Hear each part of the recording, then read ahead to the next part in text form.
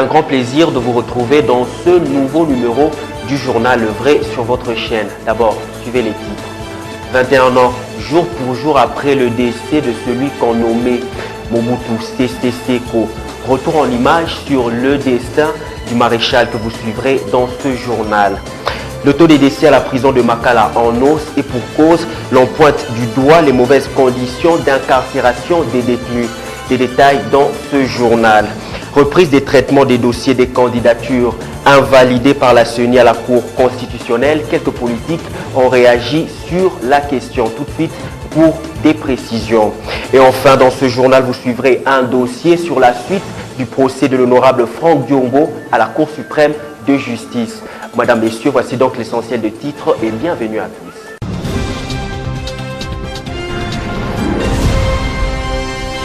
« 14 septembre 1997, 14 septembre 2018, 21 ans se sont écoulés depuis que Joseph Désiré Mobutu, deuxième président de la République démocratique du Congo, a quitté la terre des hommes en exil au Maroc.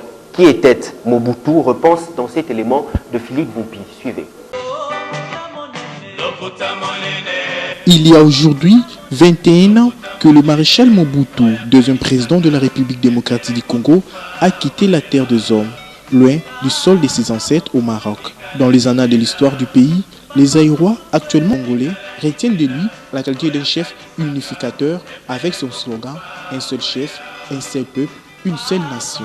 Mobutu prêchait l'unité, la fusion de peuples pour une seule nation. Régné pendant 32 ans au pouvoir, sans partage, Mobutu a réalisé plusieurs œuvres qui font la fierté des Congolais à travers le monde, notamment le Stade de Martyrs, Palais du Peuple, Pont Maréchal et tant d'autres. Aujourd'hui, c'est fils du pays et dans les oubliettes.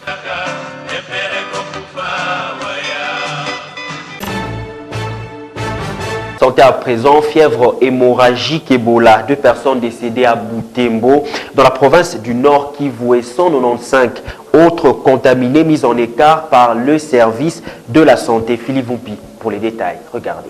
Le professionnel de la santé étant le premier acteur de la riposte gouvernementale contre Ebola, cette situation nous préoccupe et requiert une réponse d'autant plus qu'immédiate qu'énergique, a déclaré Dr Oli Ilunga, ministre de la Santé publique, devant la presse, au sujet de la nouvelle épidémie d'Ebola qui sévit dans la province de l'Équateur. Selon des sources humanitaires et médicales qui se sont confiées à nos confrères de la RFI, l'épidémie pourrait remonter à plusieurs mois.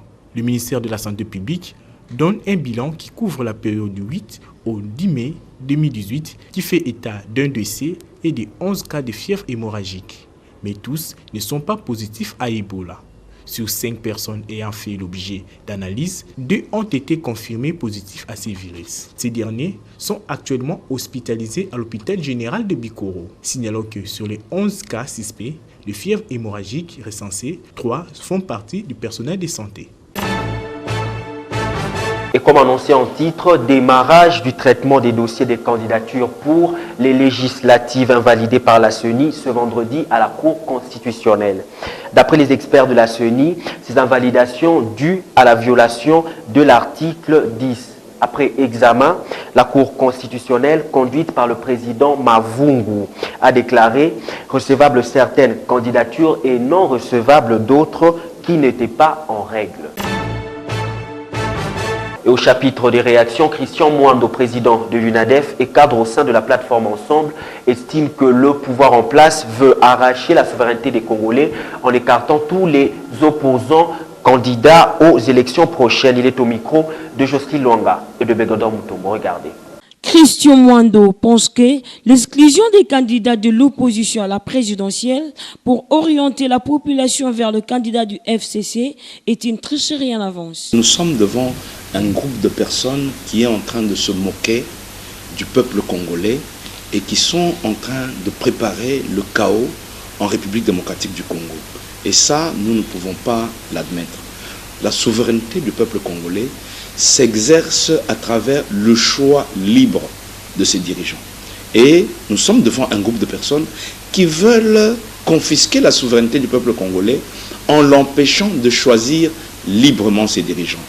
En écartant Moïse Katumbi, Jean-Pierre Bemba, Adolphe Muzito et bien d'autres. C'est pour orienter le choix vers leur candidat FCC, le peuple congolais ne peut pas accepter. Nous avons plusieurs éléments qu'il faut dire, parce que écarter, exclure les candidats n'est qu'un aspect de la tricherie qui se prépare. Il ne faut pas oublier qu'en dehors de l'exclusion des candidats, il y a la machine à tricher, dont Nanga est allé commander malgré qu'il n'y a pas consensus sur cette machine. Machine, il faut préciser, qui n'a jamais été utilisée dans le monde et qui est une invention de Nanga qui sera utilisée pour la toute première fois dans le monde à des élections majeures dans notre pays. Il y a également les 10 millions de fictifs qui sont planqués dans le fichier électoral. Autant de choses qui sont mises en œuvre pour tricher aux élections et pousser à ce que le régime actuel qui a paupérisé la population puisse continuer. Mais non. Le peuple congolais doit prendre sa responsabilité à main, poursuit ces cadres de l'ensemble. C'est au peuple congolais de faire un choix. Est-ce que le peuple congolais est prêt à continuer dans la misère, le désordre, l'insécurité, le pillage de ses ressources de cette manière-là? Si oui, le peuple congolais doit laisser les choses évoluer comme telles. Si non, le peuple congolais devra répondre, prendre ses responsabilités en main et répondre aux actions qui seront proposées par l'opposition. Pour nous, rien n'est encore perdu. Nous attendons d'ici le 19 septembre la publication des listes définitives.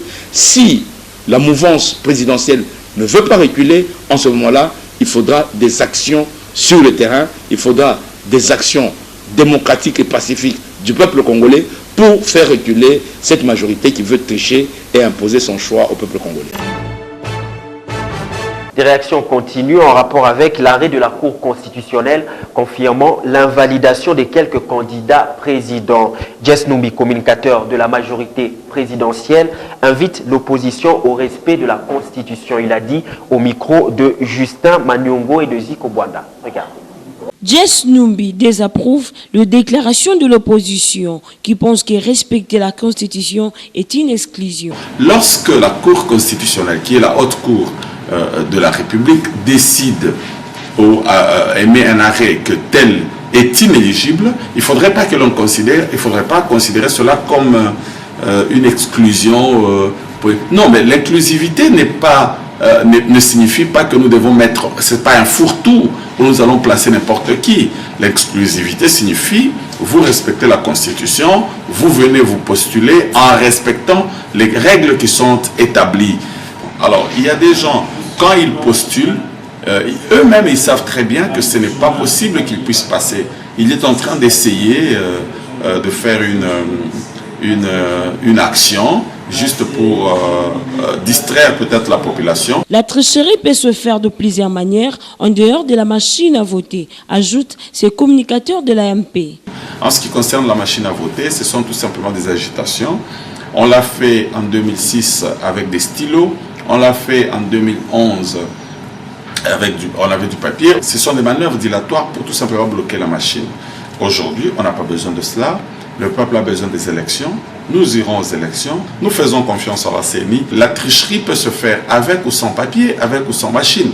Mais tout simplement, il faudra mettre des mécanismes pour empêcher effectivement qu'il n'y ait pas de tricherie. Et sur le même sujet, le président de l'Alliance nationale des croyants congolais, Andeka Djamba, invite tous les politiques congolais, validés ou pas, à rejeter l'actuel système politique pour négocier une nouvelle architecture politique. Il est au micro de Justin Manyongo et Zico Bwanda. Regardez. Le Congo est encore sous le joug d'un système déséquilibré. Tout ce qu'il peut faire comme proposition, ça sera dénaturé. C'est ça le problème. Ce n'est pas un problème d'individu, c'est un problème d'un système qui est là. Nous disons, proclamons l'état de l'équilibre.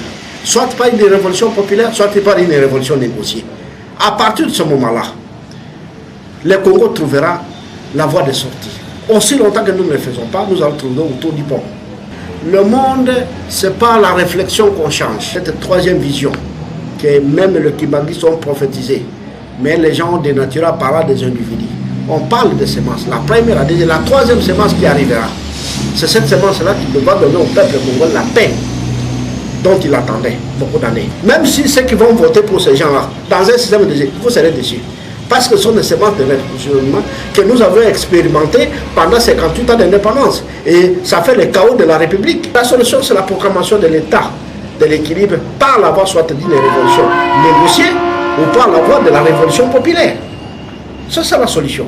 Tout ce que nous avons dans ce pays, nous avons besoin de quoi? Que le Congo soit dirigé par une sémence juste. Parce que ce sont les injustices qui créent les frustrations. Aussi longtemps que la sémence juste dirige le pays, les frustrations sont loin d'être apaisées.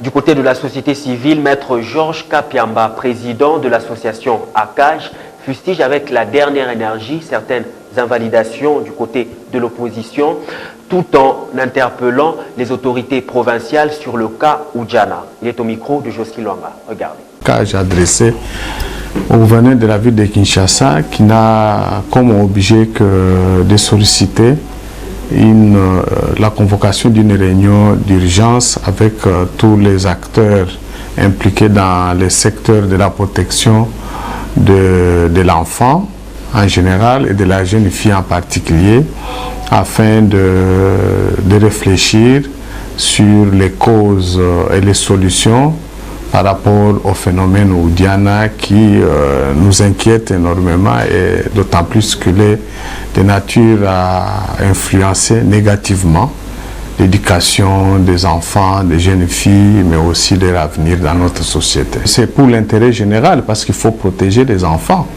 Il faut protéger les enfants lorsqu'il y a des phénomènes, des faits qui se développent dans la société qui sont de nature à influencer la dépravation des mœurs, ainsi impacter négativement sur l'éducation, l'avenir des enfants. C'est de l'obligation d'abord de l'État, des pouvoirs publics, mais aussi des organisations de la société civile, de tirer la sonnette d'alarme, de proposer des mesures devant permettre de répondre à cette situation. Donc tous nous devons nous mobiliser, mais nous espérons que le gouverneur André Kimbuta sera effectivement sensible. Présidentielle 2018 au Congo en marche, on dit non au boycott du scrutin tout en invitant l'opposition à mettre en place des stratégies à succès afin de remporter la victoire. Médard Kankolongo et son coordonnateur. Disons Kassi pour les détails. Je suis dans le regret et je suis désolé que la Cour constitutionnelle est hautement politisée. Souvenez-vous à l'époque de l'actuel dauphin du président de la République, alors que M. Kazembe devrait être gouverneur, bien que les arrêts de la Cour sont inattaquables. Vous avez vu Chadari défier la haute cour et Kazembe a été viré.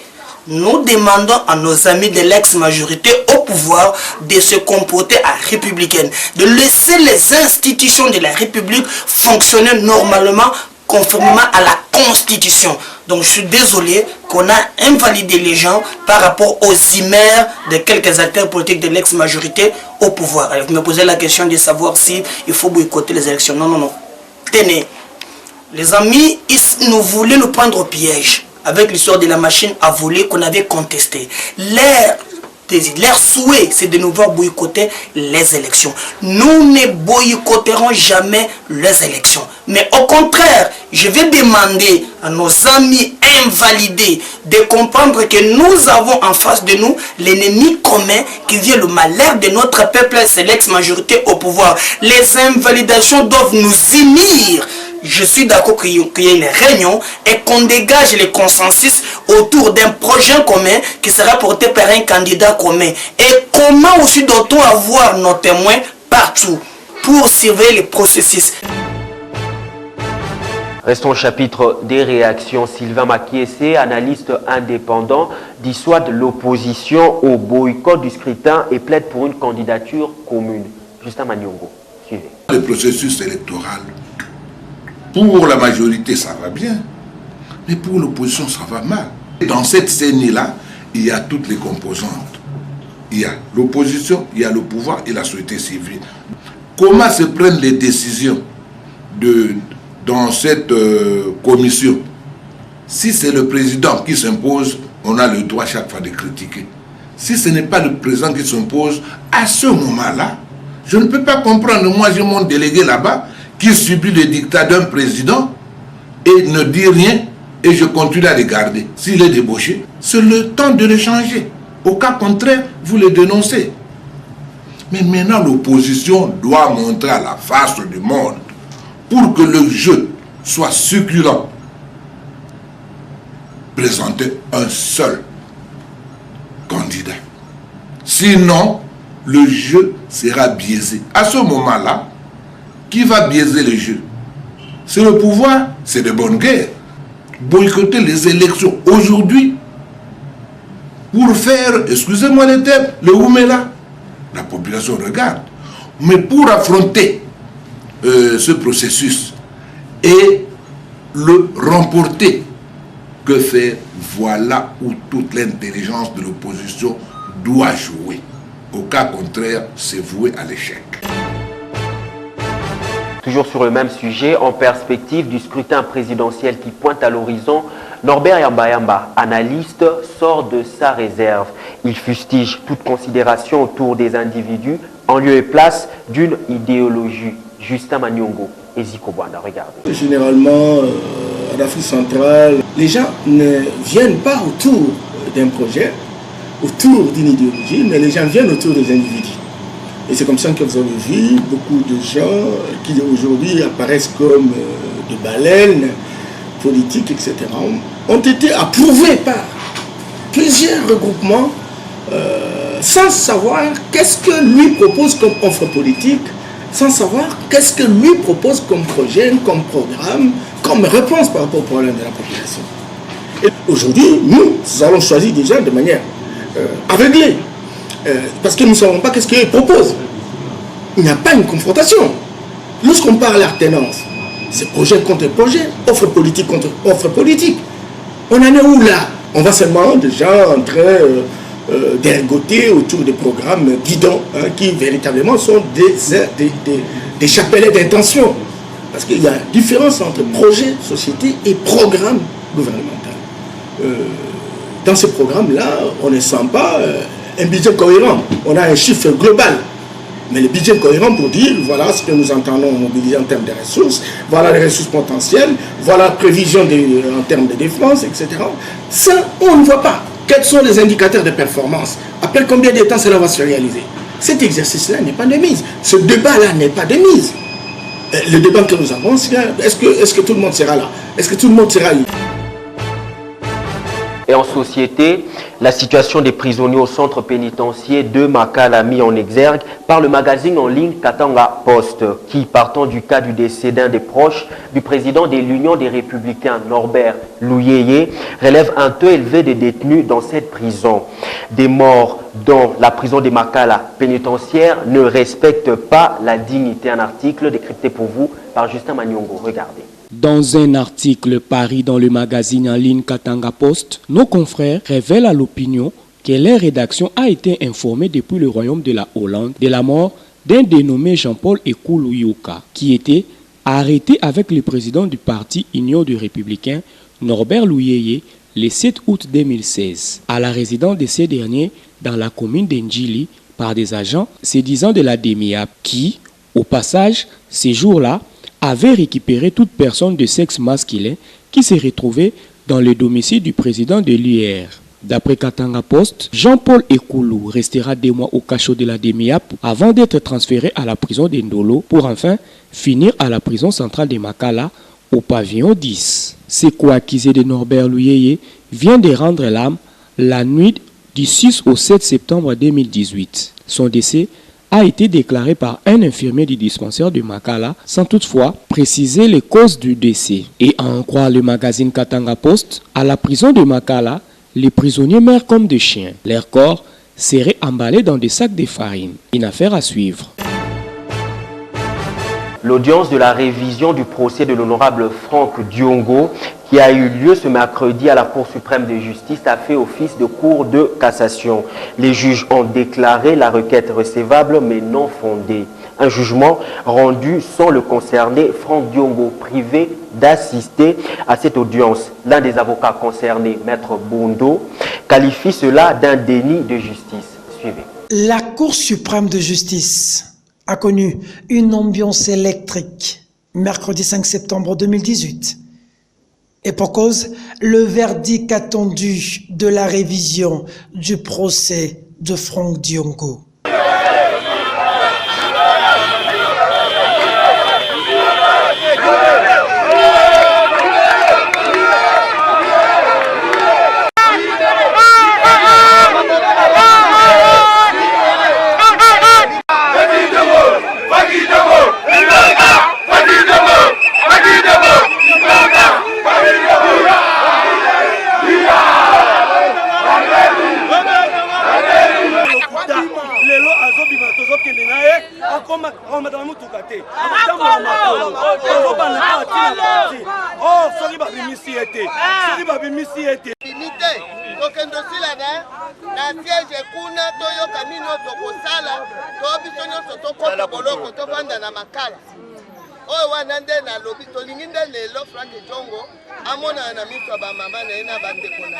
Les militants sont présents, les étudiants aussi. L'euphorie est totale.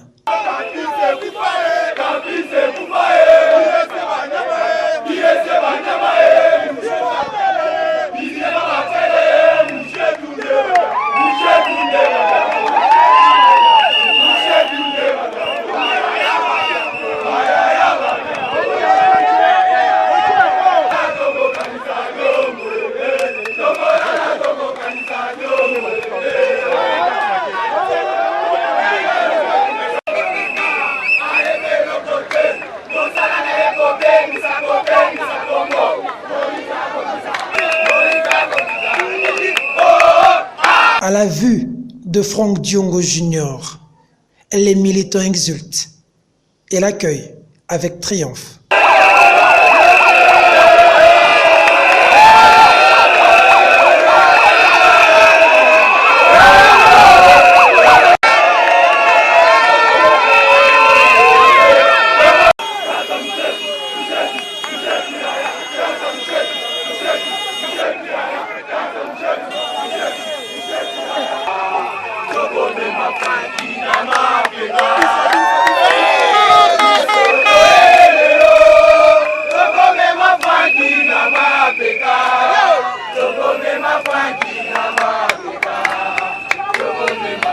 La joie n'aura été que de courte durée. La Cour se réunit et rend l'arrêt.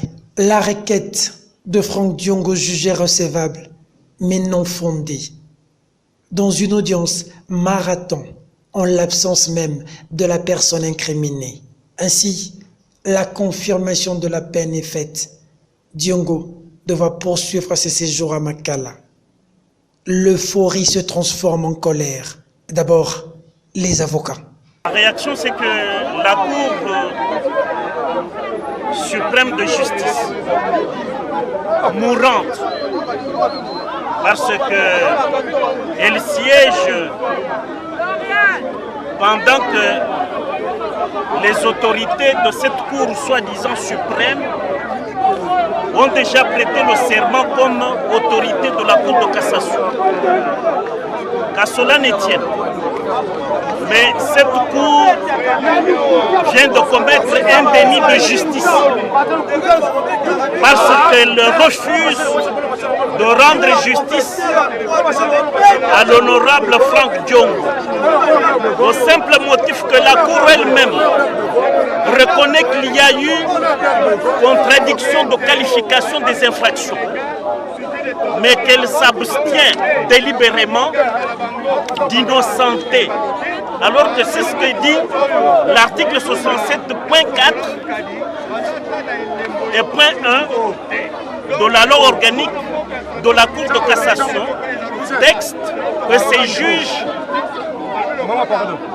ont appliqué, paraît-il, dans leur arrêt. C'est pour cela que, en tant que conseil, nous concluons à un déni de justice à l'encontre de l'honorable Franck Diongo. À ce stade, C'est ce que nous pouvons vous dire. La prochaine étape, c'est quoi? Ça est fini? La prochaine étape, ça n'est pas fini parce que, après épuisement de toutes les voies de recours internes, il y a toujours lieu de se faire rendre justice au niveau des instances internationales. Mais ça, nous devrons d'abord en parler avec notre client.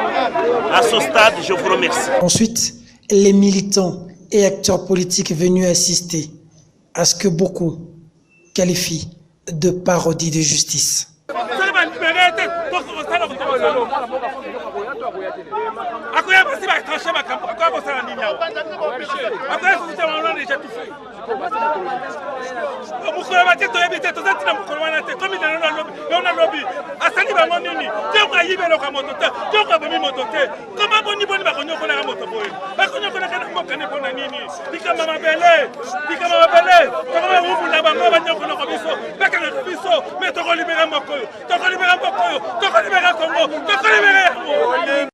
État Monyokoli à Congo, État Mbomi à Congo, toi na État Sikawa État ya non droit. Une audience expéditive. J'ai chronométré au moins de 2 minutes. Bato Banso Baye Biete, Franck Diongo Azali, prisonnier privé à régime Kabila. Le quoi la Franck Diongo a besoin que le dialogue pour nous Kabila Ali Moto a la confiance était Yango a profité tout le awa. Mais tu vas combattre en liberté, nous n'allons pas nous décourager. Comme Franck Diongo le dit souvent, quand on paraphrase à Thomas Sankara, seule la lutte libère. Franck Diongo Kobima, peut-être que Bouté et Tamoini hors d'état de nuire. Tolembi, Tozo Lemba Ponani, Tozo Batu, Peter, Kasi Bamba Tanga Kabana Bango. Daniel Natelemi Anatangate, Yo Tangate, licencié no ya fat. Yebisa Bango, na Yebisaka Yo. Biso koza souvenir ndeko pita soko zaki mwasi na mela yo seko kufa to kufa bakoko na biso bakufaka lumbu makufa biso pe to kufa bango pe bakokufa Mobutu alobaka santa kije mulu baloba santa na Mobutu aza wapi kije mulu bauti koloba awa biloba loba na télévision totondi yote atondi ye aza sika wapi bavantirier ce sont des avantiriers tango ezali papa ezali kamwa kasi bato afaki to bakora tomona bakona bilongi na kasa ndaku na ye oye kokanga epe to kokondane siti seza na mboka oye siti seza na mboka oye pemba yo bakondana ki edisa sebe ye sanziye yata botie 5 ans kongo kosanza ye wala ka prison ezosela bino tu bosala na gouvernement oyo bakokanga mpe bino kane bokanga ka baninga. Pris le 19 décembre 2016, tabassé, jugé dans un état piteux, malade, condamné, Diongo ne décolère pas, reste serein. Pas de liberté sans sacrifice, dit-il. Le combat pour la libération du Congo continue. Ne jamais courber les chines.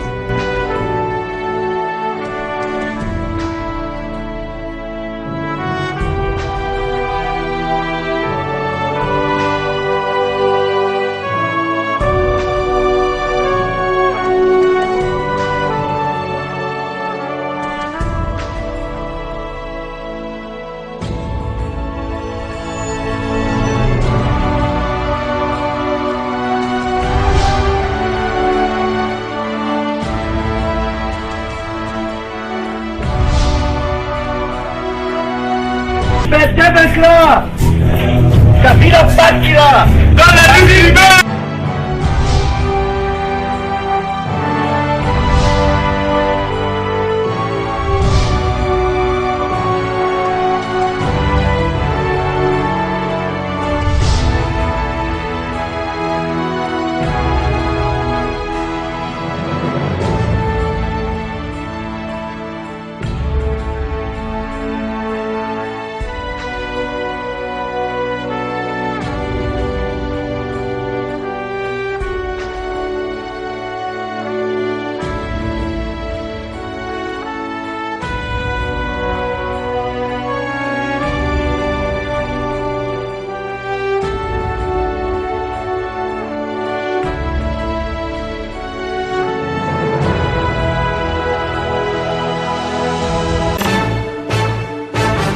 C'est donc ici que prend fin cette édition du magazine Le Vrai Journal. Merci de la sympathique attention que vous nous avez accordée à Kinshasa ainsi que partout ailleurs dans le monde.